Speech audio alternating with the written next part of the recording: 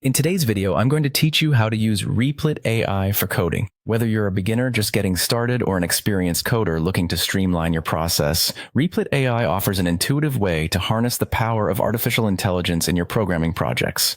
We'll walk through this process step by step, making sure you feel comfortable and confident using this tool. First, head over to replit.com. If you don't have an account yet, you'll need to sign up, but if you're already on board, just log in with your credentials. Once you're in, look for the plus sign or the Create button. This is your gateway to starting a new project. Click on it, and when prompted, make sure to choose the option labeled Create with Replit Agent.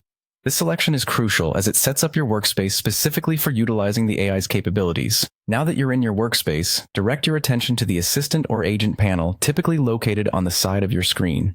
This panel is essentially your conversation window with Replit's AI, and it serves as your interface for inputting tasks. Here, you'll type in whatever you'd like the AI to accomplish. For instance, if you're in the mood to create a Python calculator, simply type in Create a Python calculator and then hit Enter.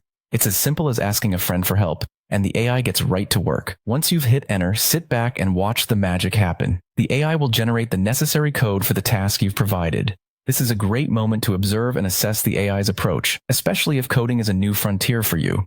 The generated code will appear before your eyes, and you can take this opportunity to learn how the AI structures and writes code. After the code is ready, it's time to test it out. You'll find a Run button within the workspace, which you should click to execute the code.